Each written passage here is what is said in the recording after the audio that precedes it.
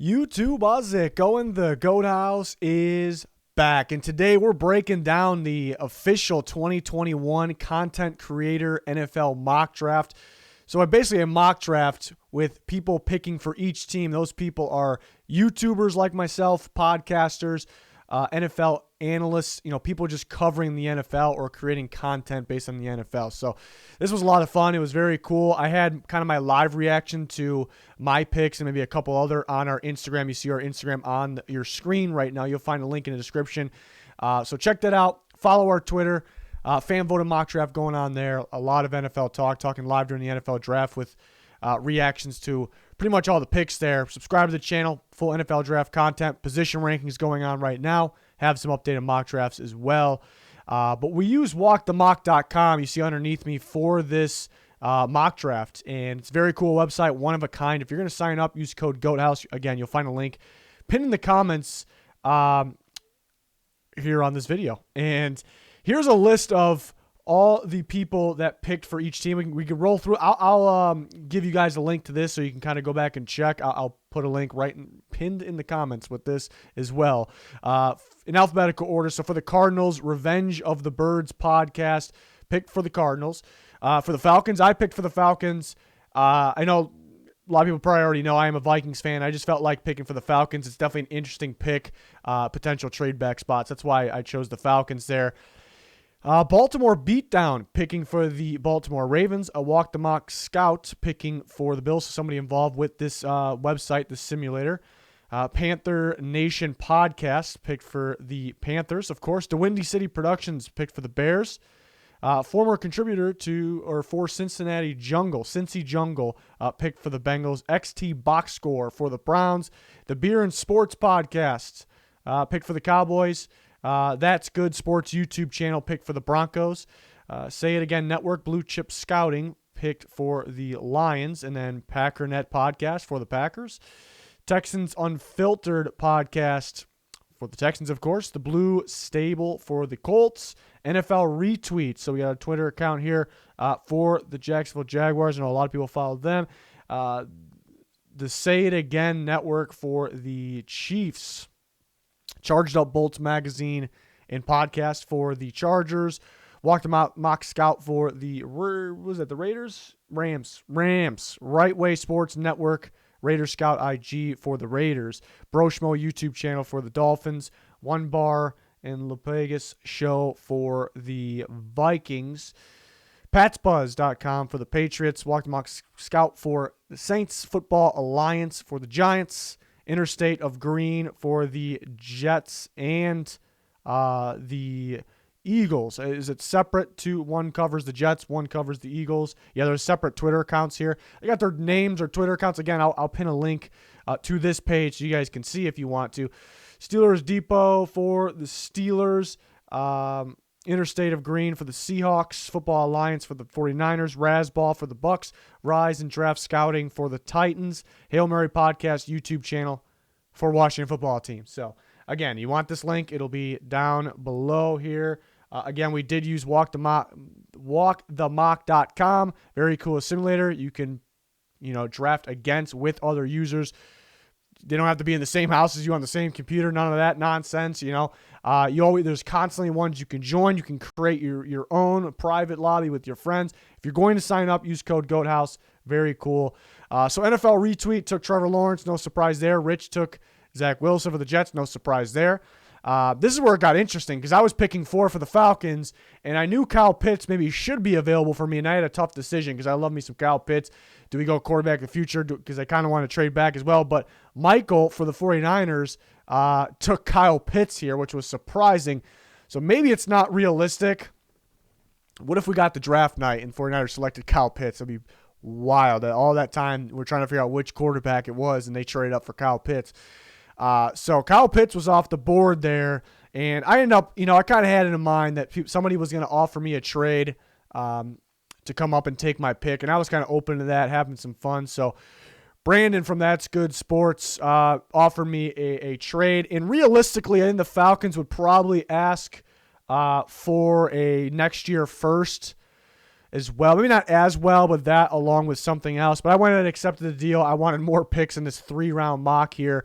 I kind of had the idea of trading back. So Brandon came up for the Broncos, got Justin Fields. That was his choice.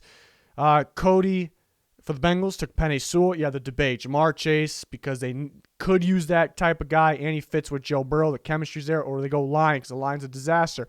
Then it kind of brings up the debate, do they need a tackle? They need more of a guard, unless they move Jonah Williams to guard.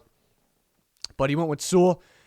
He's believing that they just got to get the offensive line under control, and that definitely makes sense to me, even though Jamar Chase makes sense as well in a way.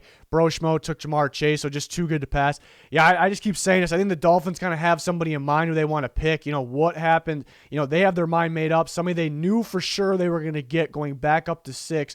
What if Jamar Chase surprisingly ends up being there? Maybe not surprisingly, but it's I think it's possibly goes to the Bengals. Do they take him, or do they kind of have that guy they have in mind? Maybe it's a Jalen Waddle. Maybe that's not even the case at all. But to me, I think they kind of had somebody in mind that they traded back up to 6 because they had to have somebody, but somebody that you're going to get. So you don't do that on a maybe, But who knows? Maybe they were good with multiple guys there, but ends up getting Jamar Chase, which I would love that pick. Pat's Buzz they traded up.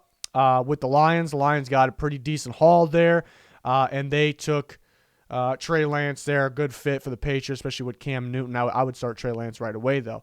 So that was a good move from Pat's Buzz. PNP took Rashawn Slater. I think that's very realistic there for the Panthers. Slater is my number 1 tackle. I think, right now, I think Sewell probably has the best upside, still young.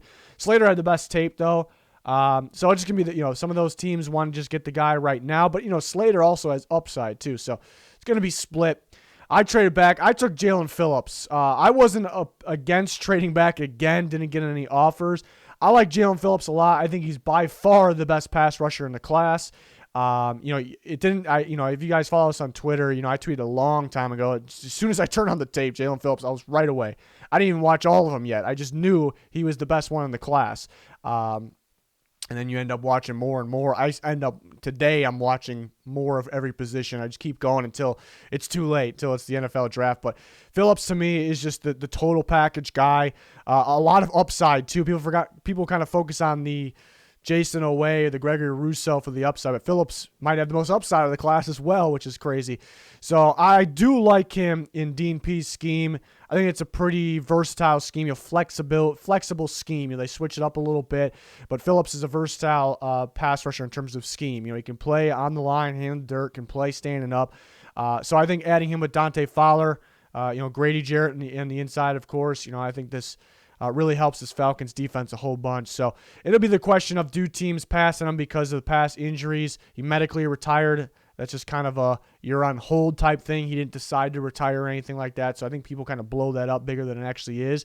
But sure, there's some concern there with the injuries. But Miami had no problem with it. They're a little tougher over there. They're going to let those things go. NFL players get concussions here and there. Maybe they sit out a week. Sometimes they play through them.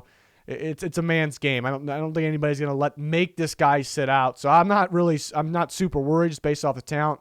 Top 10 talent all day. The Cowboys took Patrick Surtain. That was Josh. I think they could go Surtain. They could go J.C. Horn. I've heard teams are split. Teams are just floored by J.C. Horn's press and man ability. But people like Surtain. There's some teams. I've heard there's a team out there that has Surtain ranked as the second best non-quarterback. You take away the quarterback, it's the second best player in the draft. So they didn't kind of give us specific what rank he is in the draft because obviously you have to factor in quarterbacks. But the quote was from a team executive or a team scout, you take away the quarterbacks, he's the second best player in the draft, which that's some high praise right now, right there. I'm not going to have him that high, but the Cowboys grab him, pair him with Trevon Diggs. Jeff takes Devontae Smith for the Giants. I love me some Devontae Smith. People are kind of getting cold on him. I do like Jalen Waddle, but some people are even saying Jalen Waddle's better. I don't see it. Devontae Smith's a plug-and-play player, instant impact. He's almost impossible to guard. I mean, even J.C. Horn, that was 2019, but had a really hard time guarding him. He's a fantastic player, high IQ wide receiver. Just a dominant season. So the Giants, at this point, got an elite receiver unit. This is where it got a little wild. If you remember, Brandon with the Broncos traded up with me at pick 4 to take Justin Fields. He traded up take Mac Jones at 12. So this is not really realistic, but if this ever happened, I would say, maybe they're just trying to get somebody to offer them the house, some teams just sitting there. Now we can't get a quarterback. I don't think this would really happen, but I'm just trying to say what would my analysis be, my reaction if it actually happened. But so this was what the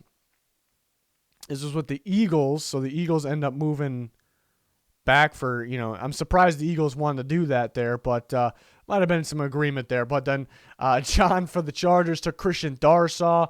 I like Darsaw a lot. Really good tape. Kind of get Trent Williams vibes. Tape before 2020 it was good. Wasn't this good, but it was ridiculous in 2020. So I do like him as a left tackle. That's perfect for the Chargers. One bar for the Vikings took Jalen Waddle. Maybe they were expecting to get a guy like Christian Darsaw. But Waddle was sitting there, maybe just too good to pass. It's interesting because the Vikings, they really don't. They'll have two wide receivers out there most of the time. It's one of those teams.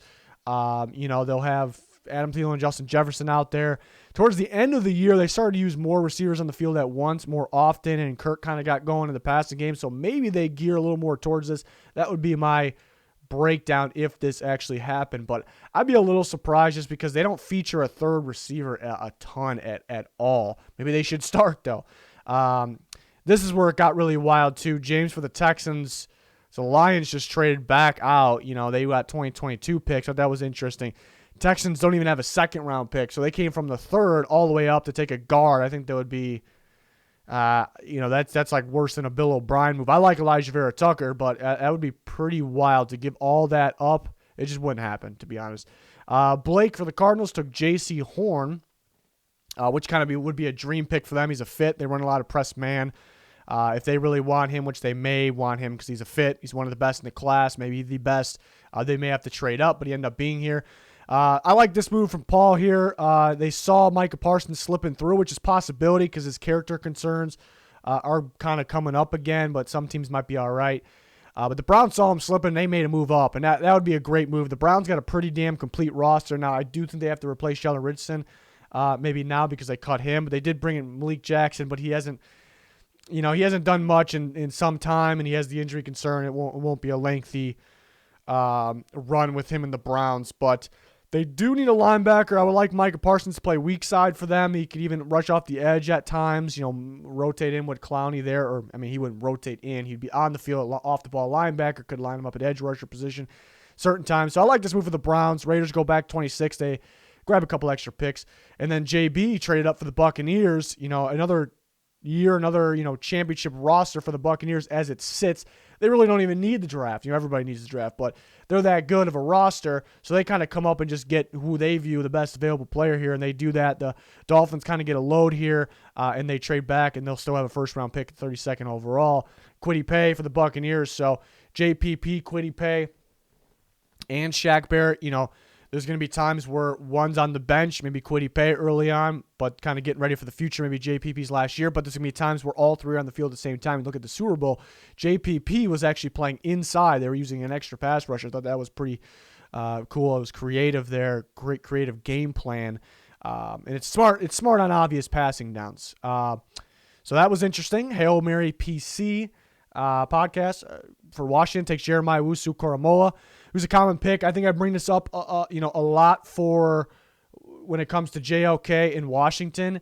I guess when it comes to JOK, who is the specific fit? He's probably not going to fit a 3-4 team unless that 3-4 team wants to use him as a strong safety, perhaps. They got a plan. So he's probably fitting the 4-3 teams like Washington.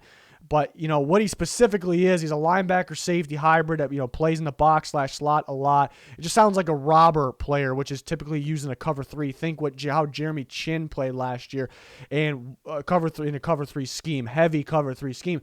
Happens to be Ron Rivera, always been a big-time cover 3 guy. So there's no doubt in my mind that Jeremiah Owusu-Koramoah fits that system, fits that scheme perfectly. Here's the question. Do they kind of view Landon Collins as that type of player already, though? Do they feel like they have this type of player? They just want your typical linebacker to pair with the rest and the Landon Collins. Do they feel that this type of player can work with Landon Collins and Cameron Curl out there? It's either are possibilities. We're going to find out on draft night. Rasab here, Tevin Jenkins for the Bears. I like that pick. Tevin Jenkins get a lot of buzz. He can go a lot earlier.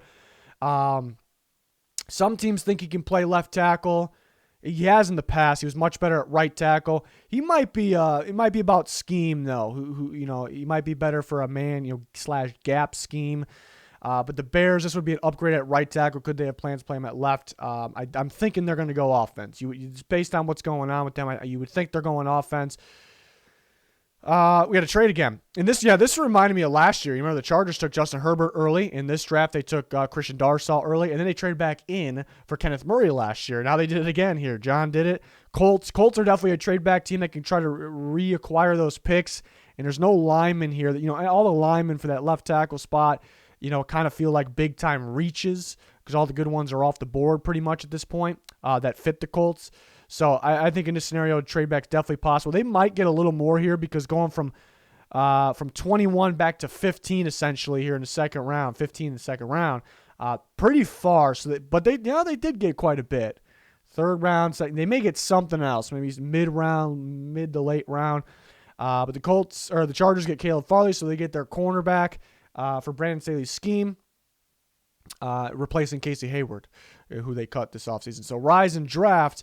For the Titans, took Rashad Bateman, which is definitely a possibility. It's pretty hard for the Titans to miss. It's one of those teams where it's really hard for them to miss because, they're in need of a receiver. They're in need of a couple things, but they're in need of a receiver, and it's very hard to miss at this point in the draft. They can't go wrong with Bateman, Terrace Marshall, Elijah Moore, Kadarius Toney. Really can't go wrong. I feel like, for me, I think the best of the bunch there, for me, I like Elijah Moore and Rashad Bateman, but I do like the other guys a lot. But Terrace Marshall almost feels like a Corey Davis clone who the Titans lost, but are they necessarily trying to get a clone? Not necessarily. Rich for the Jets took Greg Newsome.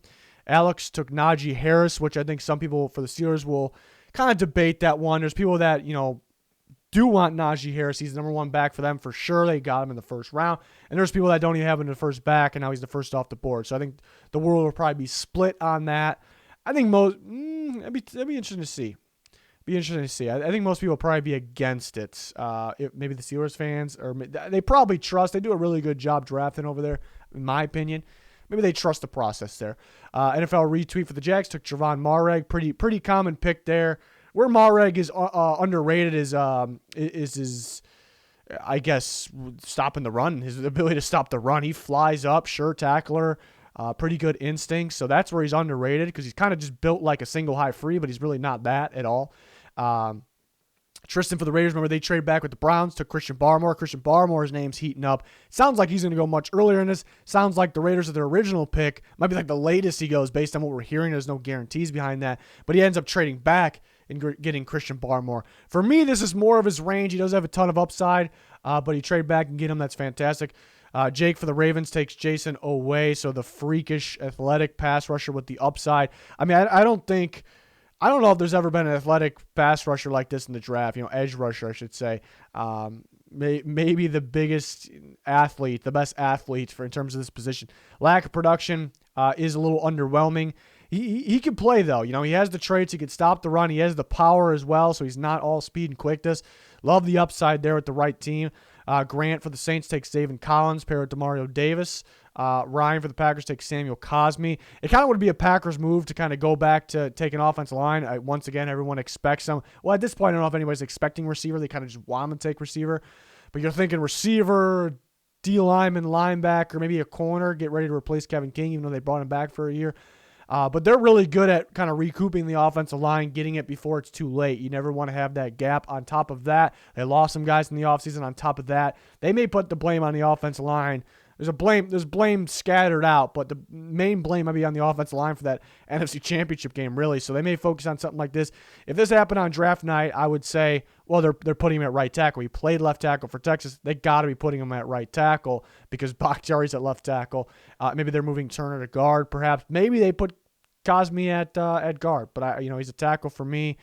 I wouldn't be in love with that pick. I like Cosme in the second round for me. Early second I'm good with. Not at the end of the world if you take him to first. Bills take Azeez Ojulari. Andrew made that pick.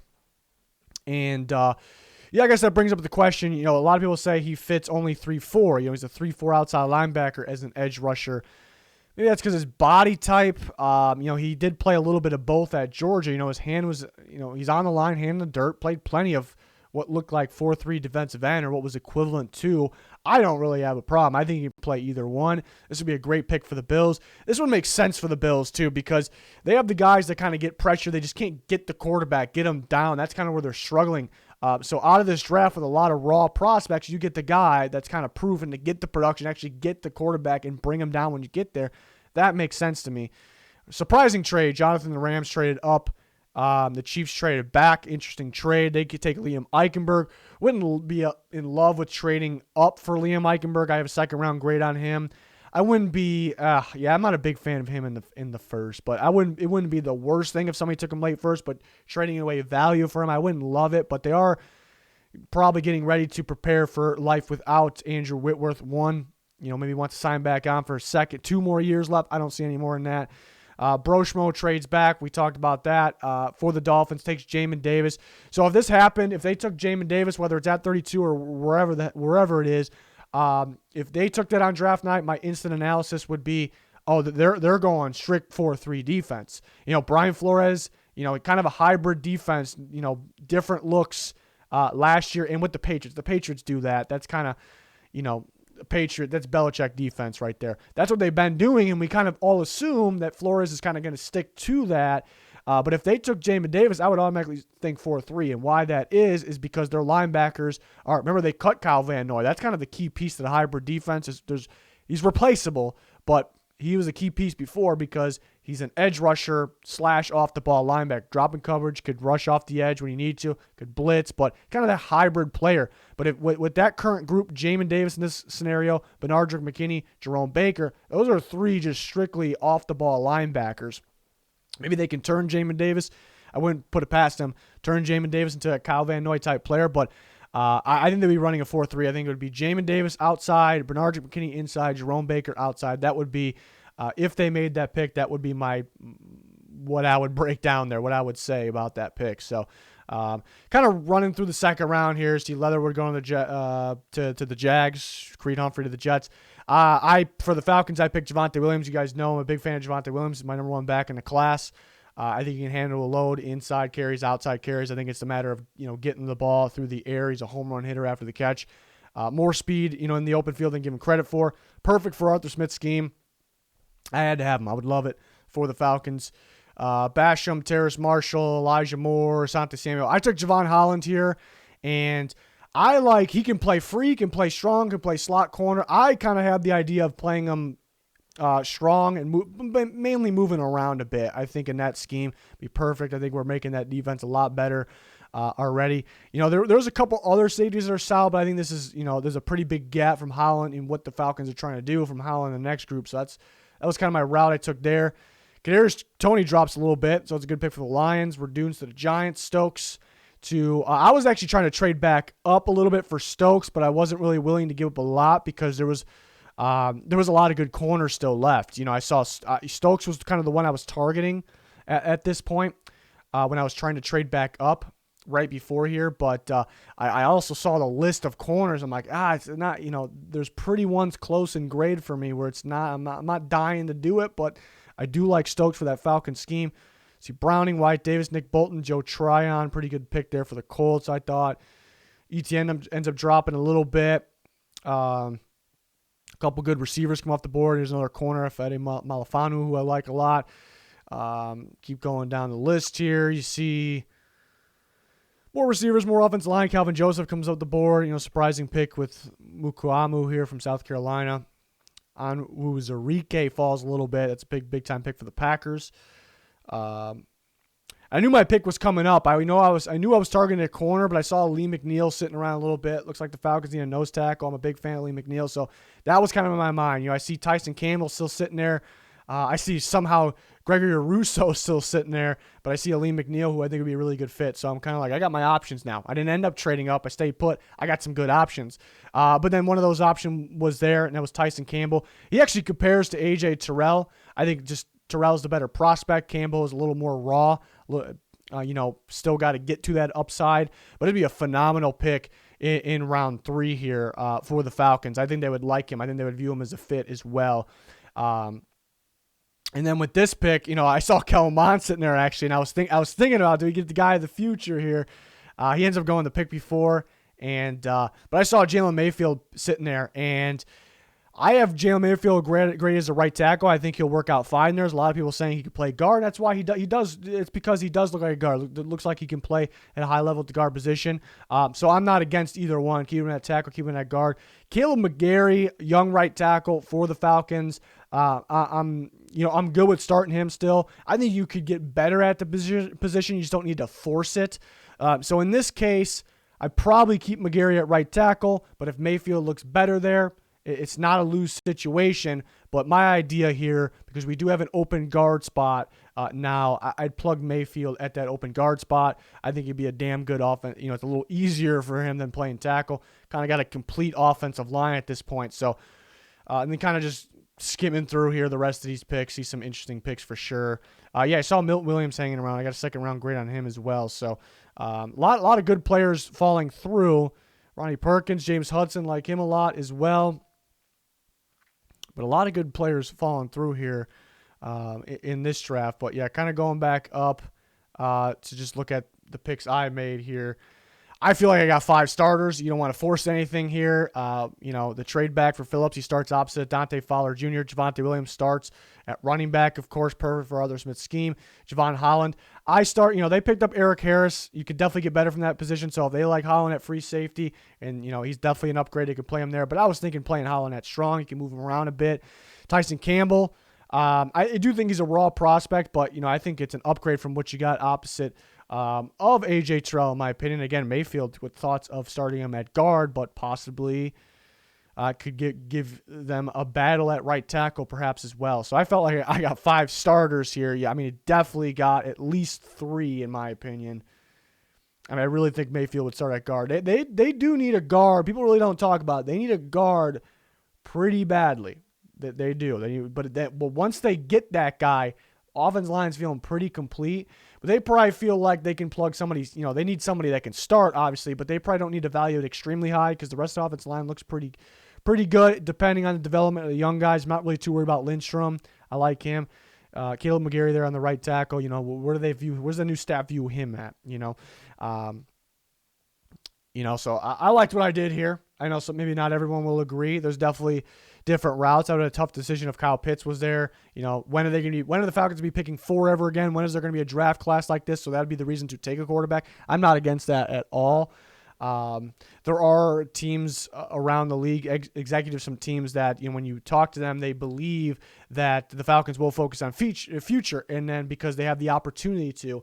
And then there's other teams that think they'll, there's a mixture. They like Kyle Pitts that much. He's that good of a player. And there's some that saying they have to trade back for cap relief. And that's a possibility as well, because even though there will be more picks trading back, a lower pick, less cap space, less cap hit, they have a very limited amount of cap space. So that's definitely interesting. It's going to be interesting to see what the Niners do at 3. That's kind of where the draft starts. Maybe there's surprises before then. Don't think so. And the Falcons at 4. Again, we use walkthemock.com. You'll find a link pinned in the comments. Use that Goathouse code, 20% off. You really only need it for this month because it's draft month, and ends up being very cheap. I think $4 with that. So you only got to pay that once. It's definitely worth it for sure if you use that code. And then, kind of going back to, where is it? There. That's the same thing. There we go. Here's that list again. I kind of went through this in the beginning of the video. I'll pin a link in the comments for this for you guys to look at it. Anybody that sees the video or all these guys' videos or whatever, the link they posted, they'll see this. And that's who picked for each of these teams. So shout out to all those guys. Go give them a follow. I mean, why not? Doesn't hurt. They do a lot of similar things that we do. So if you just like football in general, you definitely want to go give those guys a follow, whether it's their Twitter, their channel, podcast, whatever it is, both. Why not? Can't hurt. So check them out. That wraps up I think it was the first, I don't know if anybody's ever done this. I wonder. First ever content creator, YouTube, whatever we want to call it, mock draft. A lot of fun. This will probably be a thing every single year going forward now. So that's pretty damn cool. That is going to do it for this one. Thanks everyone for watching. Goodbye.